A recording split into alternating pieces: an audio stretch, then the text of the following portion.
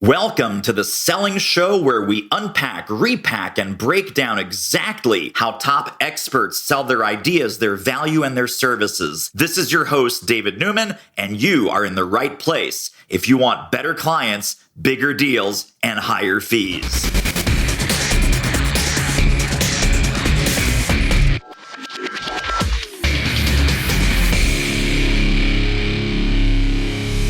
Well, my friends, we've had a lot of interesting people on this show. I am going to posit that we have the most interesting man, at least the most interesting man in cybersecurity, right here. Mr. Joel Fulton, welcome to the show. Thank you very much, David. And technically, I should say Dr. Joel Fulton, correct? I have ceased practice. I'm now good at it. Yeah. Very nice. Very nice. So I came across your empire and cybersecurity. Let's face it. There's a couple of basic things because this is not a cybersecurity show. This is a sales and marketing and business development show. So our audience really might not know what's going on here.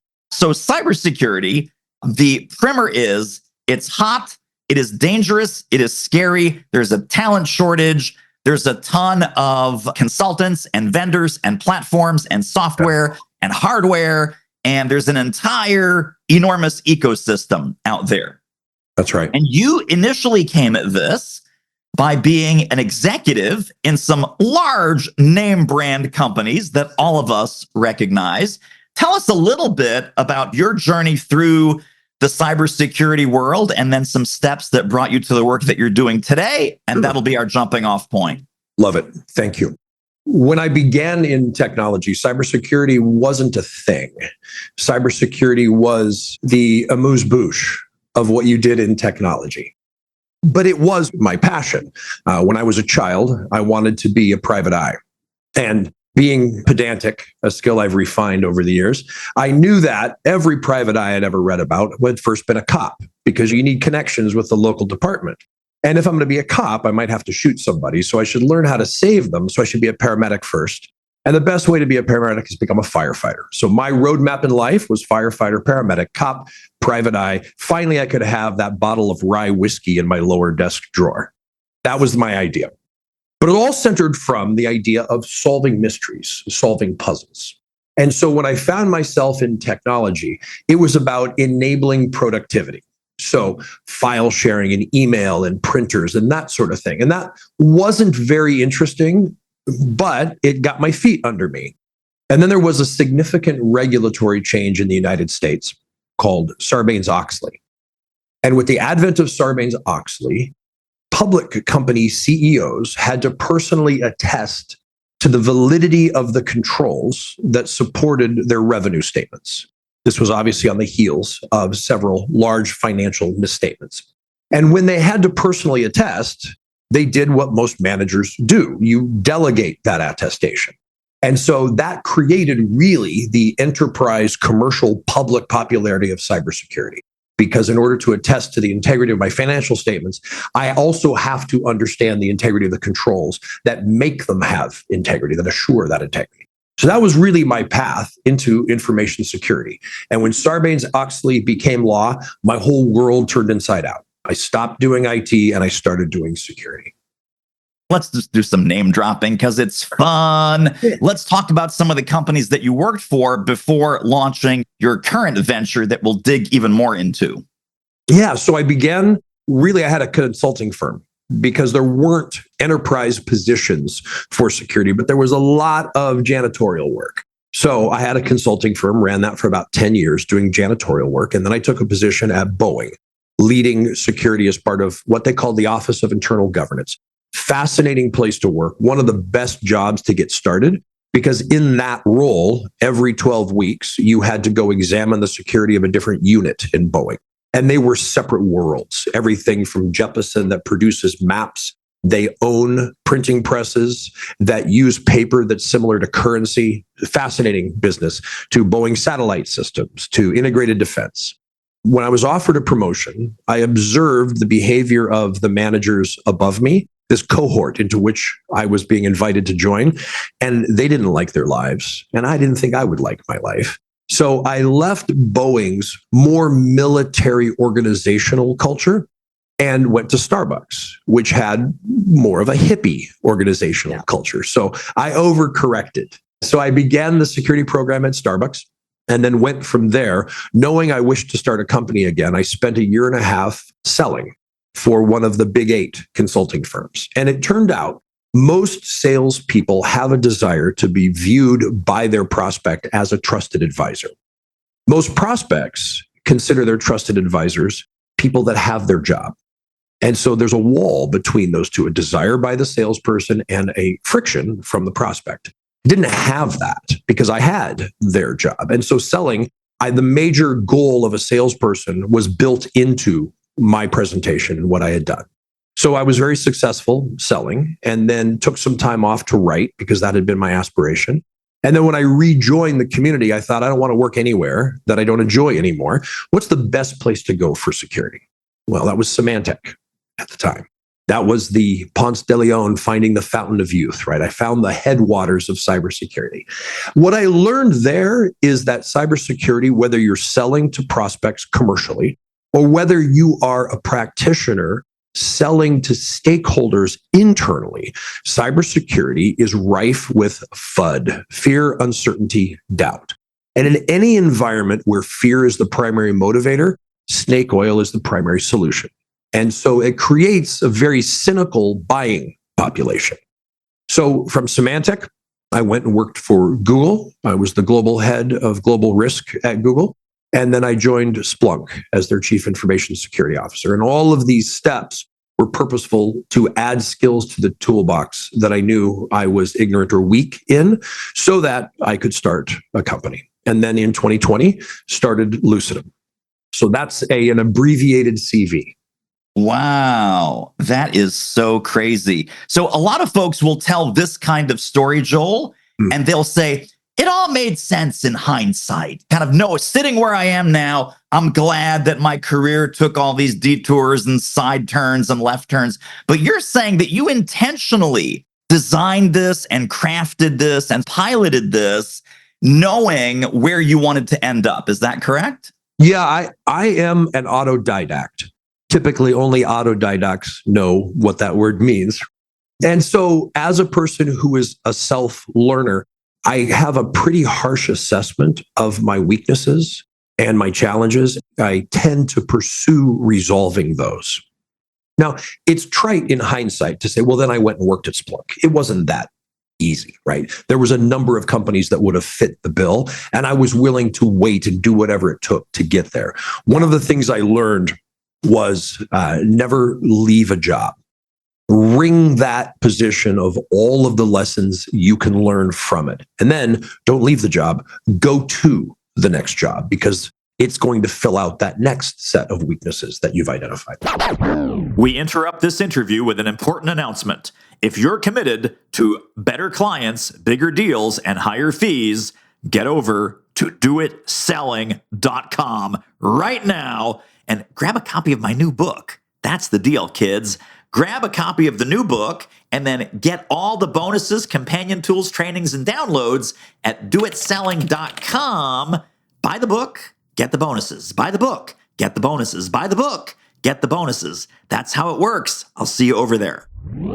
In the intro, I said you are, if not the most fascinating man on this show, certainly the most fascinating man in cybersecurity. You bring together this amazing sense of humor, you and your team. You bring together this deep and frightening knowledge of history, ancient history, all well done. Wars. We're talking Napoleon. We're talking Spartans and Thebans. I had to look up the Thebans. I went to a liberal arts college. I was like, Thebans? Who the hell were the Thebans? Poor Thebans. Yeah, those dudes always from overlooked. Thebes. The dudes from Thebes. And then, of course, on the Lucidum website, you have the whole team wearing the knights armor. So where'd the history thing come from, dude? That is off the chain wonderful. Love it. Love it. I'm glad you have an appreciation for that. So I think it's a common fallacy to believe we're smarter than our grandparents. And our grandparents were smarter than their grandparents. I've found my best mentors have been dead more than 100 years. And what we do in security isn't that special. In fact, it's probably the second oldest profession. Ever since there was something of value, you had to protect it.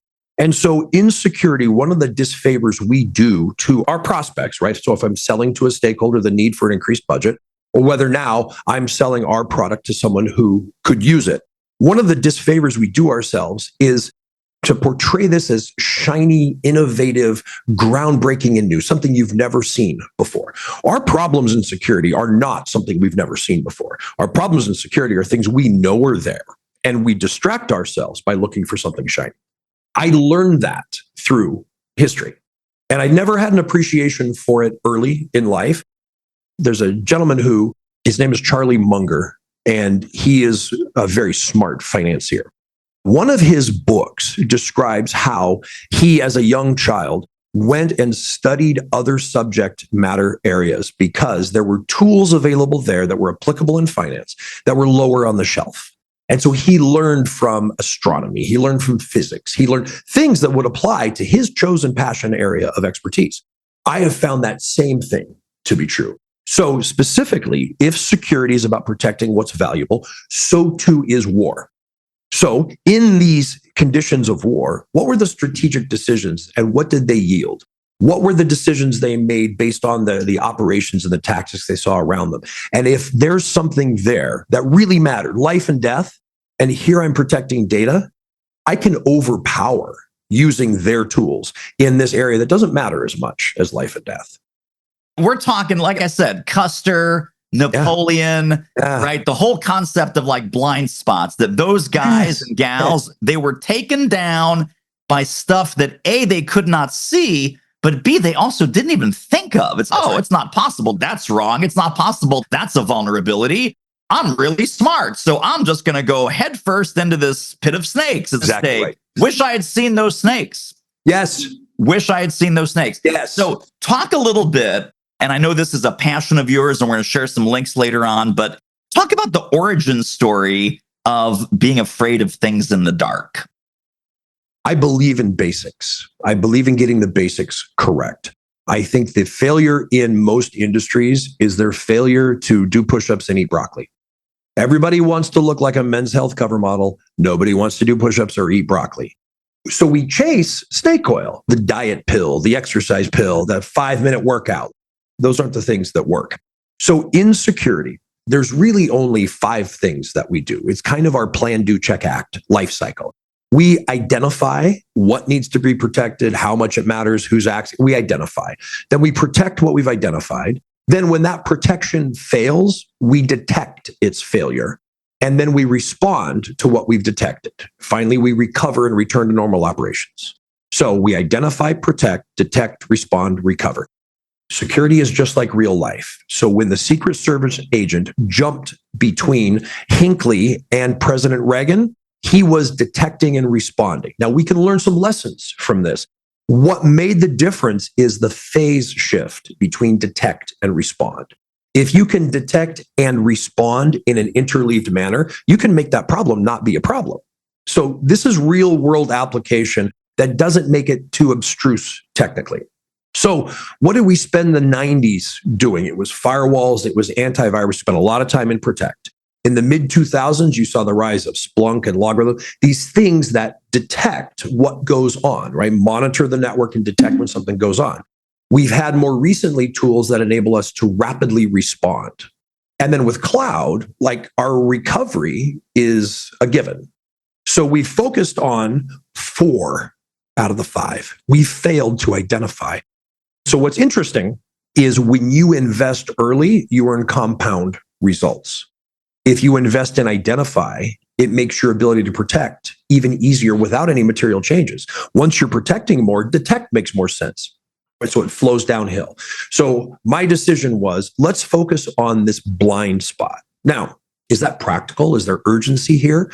If you look at any of the breaches in the last 10 years that have made headlines, what you'll hear the security practitioners say is, we didn't know it was there. There was a VPN we didn't upgrade. There was a source code we didn't see. We had stuff hanging out on the cloud. The T-Mobile breach, the AT&T breach, we didn't know it was there. And the reason this is true is we are not negligent. We don't suck at our jobs. We know what to do. We just don't know where to do it. If we knew where, the level would raise. So that is there actually is a monster under your bed. You shine that flashlight and the monster goes away. You don't shine the flashlight, the monster's going to get you. That was the origin of Lucidum. And then talk a little bit about on the individual CISO level, right? So we're selling to CISOs, CIOs, CSOs, all of those people that have like big S's on their chest. Yeah. They're superheroes, they're protectors of the realm, they're the knights in shining armor. Those folks, they are probably, and because you've sat in the chair, overwhelmed, over-marketed to, underappreciated, understaffed, underpaid. And then here comes the entire cybersecurity industry saying, ooh, I have the thing. I have the thing for you. How do you and Lucidum break through that noise? You are demonstrating how we do this. Throughout this conversation, you're asking me questions. You're seeking to understand why I do, what motivates me, what matters, what my priorities are. That is the first place to begin, is understanding the person with whom you're speaking. Now, I know this is difficult because you'll get in a first meeting and you'll say to your prospect, tell me about your strategic priorities. And the person will say back to you, I know my priorities, just show me your demo, right? You'll get that iron wall. We have already seen our demo. I've already seen my pitch. I already know what Lucidum does. What I don't know is what aspects of what we do is meaningful and valuable to you. So if you take 30 seconds to tell me why we're having this meeting, then I can come to an agreement on why I'm having this meeting and I can deliver those things to you. So that really is all effort placed in eliciting from the person with whom you're meeting, why are we meeting today, bears fruit. You come in, one of the things that startups do very poorly is we have worked really hard. We've been told we're smart. We've been told we're innovative. Somebody gave us money that proves we're innovative. And so when I meet with you, all I want to do is have you think I'm awesome too. Now, how many times have you bought something from somebody who's intimidated you with their awesomeness? Zero. You buy things from somebody who has recognized that where their value meets your whole, with your urgency in your language, like that matching is very important. So we focus all of our time in those meetings in first seeking to understand without seeking to be invasive or prying. And once we find that line, then we start our press. Here's where I think we've got a value connection with you. And then we stop and we seek for understanding again. Are we over the right things or are we wasting your time? And one of the ways I'll start a conversation, because it means a lot to me, and I wish people had asked me this, is if we meet and we have 30 minutes and you say to me, you're interested in my solution, I'll often begin that meeting asking you, when this 30 minutes is over and you go back to your next meeting, what have we done in this 30 minutes that makes you say to yourself, man, that was the best 30 minutes I've ever spent? What have we done in this meeting? Because let's do that. Let's start with the end in mind. Let's talk about people have given us money on the website. And I love so much about your website. That's one of the reasons that we're talking is the first call to action button is, yeah, buddy. Yeah. And then you've got the team, and then you've got some testimonials and some amazing stuff. And then you've got these guys. These guys are the investors, right? These guys are the ones that gave some rounds of capital. Talk about your adventures in VC world and what that was like to raise the money. What advice might you give to other startup founders? Yeah. So the number one advice I give to a founder is to get a book called The Founder's Dilemma. And if you have co-founders or you're anticipating having co-founders, all of you together use that book like premarital counseling. Read it together, talk about the chapters together, because David, there are things that are going to come up that you need to pre-decide. How do we split the equity? Who makes a decision when we disagree? What is our exit? Where are we aiming after? What's the priority for our product? Like all of these things in very pedantic detail, that author goes through. If you hear nothing else and you're looking to do a startup, that is my strong advice to you. Yeah. I didn't understand the VC world. I had, as a security executive, you have VCs that will reach out to you and say, hey, David, I'm looking to invest in this cloud company. I know you've got some cloud experience. I'll send you a bottle of wine if you take half hour, talk to them and tell me what you think. So you're doing a little bit of light vetting.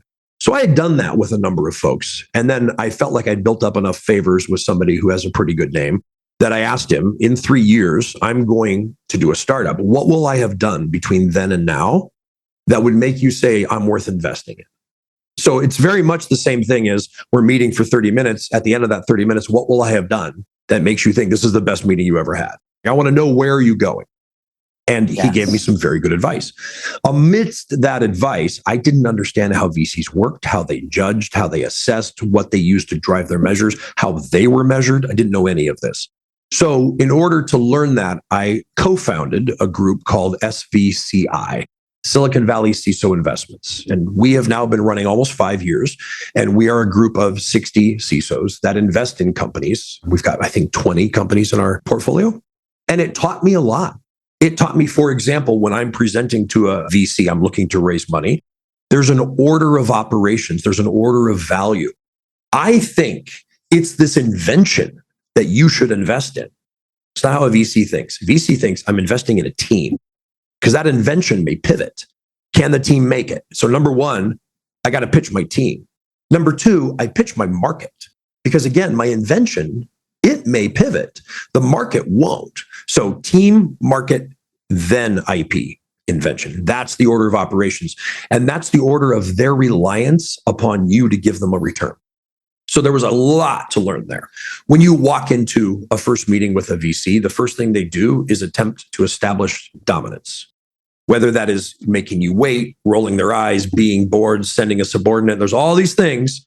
And in the beginning, like I was offended. Like, why would I? And then okay, this is just like the culture, right? Like in Hollywood, every waiter has a script in his back pocket. In Silicon Valley, every tech guy has a business plan in his back pocket.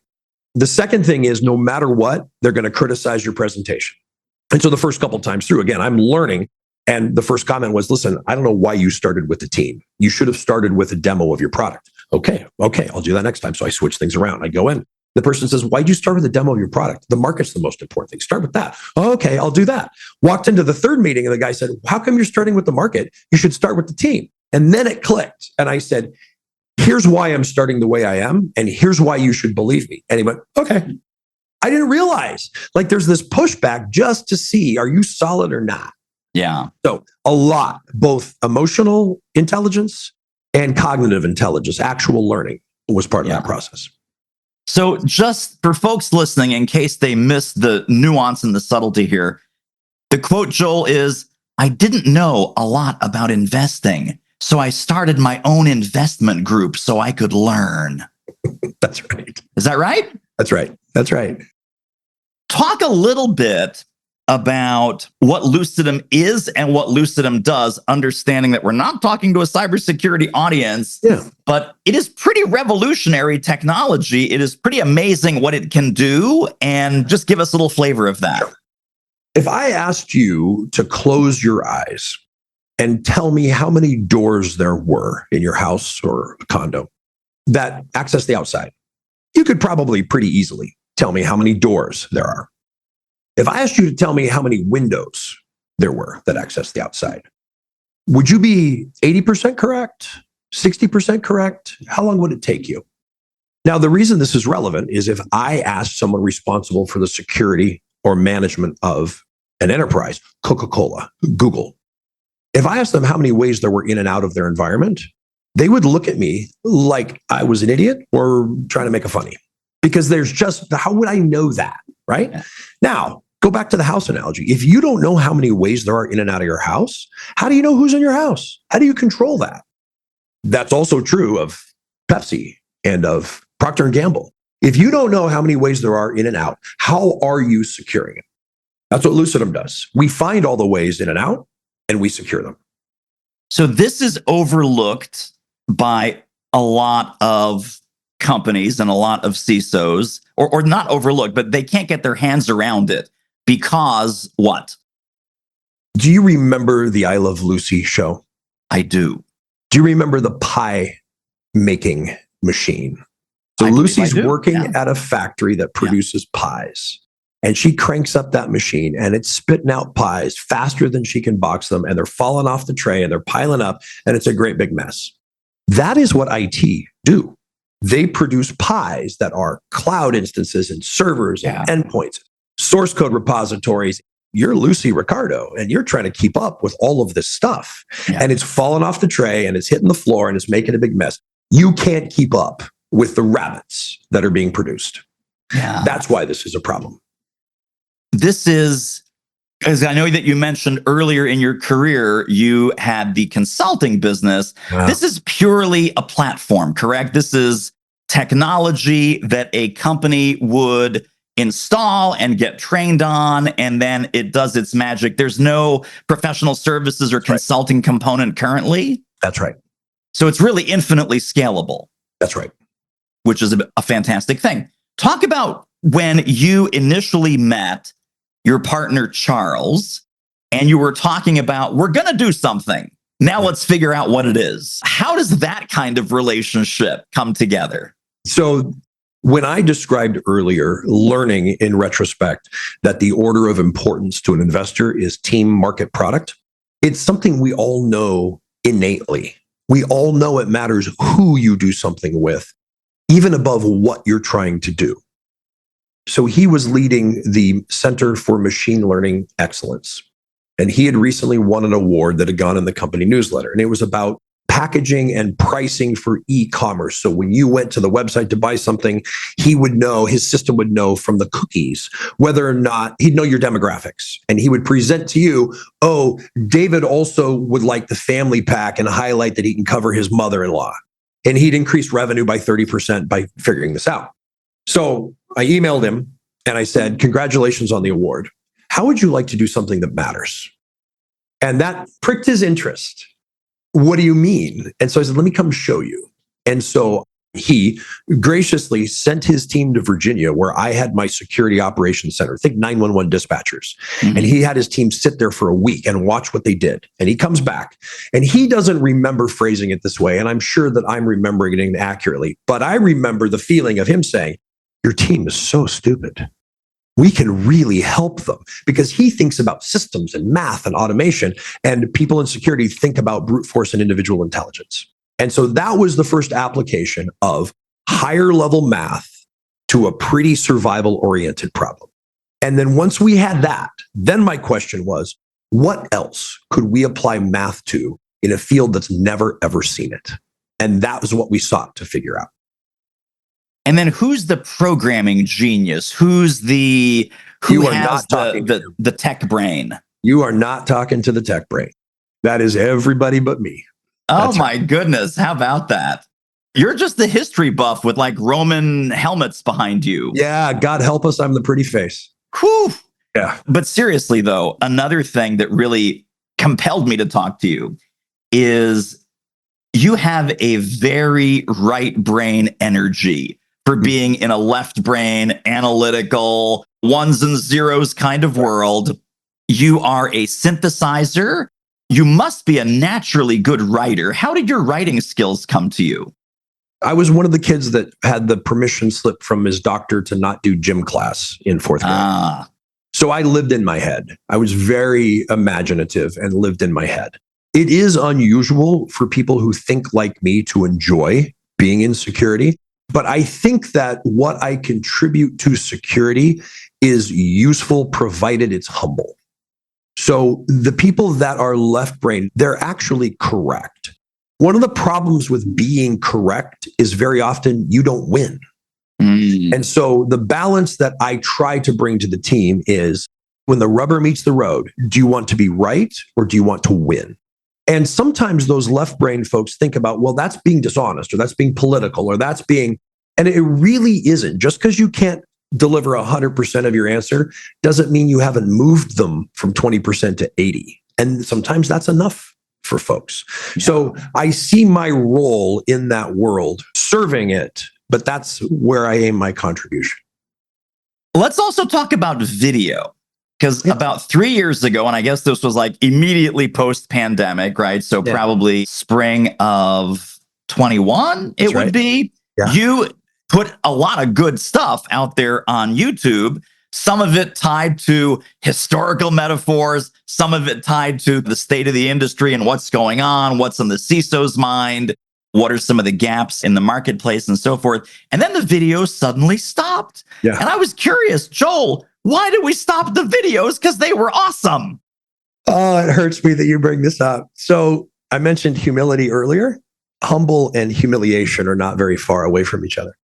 So the passion, the idea was, I see this world. I see this connection between digging trenches across a field on a slope that your opponent, Napoleon, can't see, and falling back so that when he rushes in, all of his horses fall in this pit and you win. And I think, well, that's defense in depth, right? That's exactly what we do in security. I see the idea that you build, like, the corners of castles. These towers are cylindrical. The reason they're cylindrical is to cause them to tip over, you have to dig out more than 50% of the land underneath them. If they were square, you could do it with less. There's all of this thinking that has gone in, and we can just steal this, and we can be amazing in security. And for 30 years, we suck at security. The same things that have kicked our butt 30 years ago are doing it now. We're not any better. We could be better. Like, so all of this, right? So here's what we're going to do. We're going to present this to the people that are like me, and people like me are going to go, this is it. And it's going to help our marketing drive. Well, turns out there's not a lot of people like me. And so it was an incredible amount of fun. But in terms of the lead generation that resulted from it, I couldn't justify continuing to pursue what was now obviously a hobby without an ROI. A bit later, we did a second series and we called it CISO Cinema. And in CISO Cinema, I invite 3 to 5 other CISOs and we watch a cybersecurity movie. And we do the thing we've always wanted to do that your wife doesn't let you, is where you go, yeah, but wait a minute, actually, right? And that had a lot better connection with our prospect, our target market. So that's why we stopped it. If I ever become independently wealthy and have my own film crew, we'll probably do it again and still get the same number of views. So that was basically the cybersecurity version of Mystery Science Theater 3000, where they're talking back to the screen all the time. That's right. That's right. Without the robot silhouettes. That was without the robot silhouette. That's right. That's right. There you go. Wait. We're not just going to listen to this episode. There are downloads, there are resources, there are links, there are bonuses waiting for you on this episode's page when you go over to doitmarketing.com/podcast. That's right, doitmarketing.com/podcast. Grab the notes right under this episode. See you over there. You do talk about, and I forget if this was in one of the videos or it's somewhere, about you coming up in the technology world, Novell, IPX, and SPX, and Windows NT, and Windows 95, and all of this. I just came across an article, and you probably saw it somewhere. I forget the source. But they took a Windows 95 machine, they put it on the internet, and it lasted 9 minutes before it was completely compromised with all kinds of malware and viruses and security hacks and everything. Right. 9 minutes from plug it into the wall to you're screwed. That's right. Do you remember the source of that? Might have been Ars Technica, but yeah, I remember that. Yeah. Unbelievable. Yeah, it's so unbelievable. Funny. So going back to the videos for a second, do you do any speaking? Because you would have such a great impact at a cybersecurity conference. All these CISOs are there. They're getting all the technical nonsense. Then, oh, wait, here's Joel. He's an actual human being. He can actually tell a story. This is amazing. So is speaking an area that you're looking into more? So I have often presented as a representative of Splunk. We had Splunk.conf. I presented 10,000 people. I presented this last weekend a couple times at RSA. So I didn't begin in technology. Like in my earlier story, my desire was to pursue being a firefighter. Well, I worked at a wood mill while I pursued the firefighter list. So I drove a forklift and I ran a ripsaw and came home and picked slivers out of my hands. So that was my start. When I got into technology, it was like the lights came on, like all of these epiphanies, one after the other. So when I have an opportunity to present, I have to try to give them that. Yeah. I don't want people to think I'm smart. I want people to leave thinking, wow, I'm smart. I want those lights to come on for people. So I very much enjoy when I've got the opportunity to do that.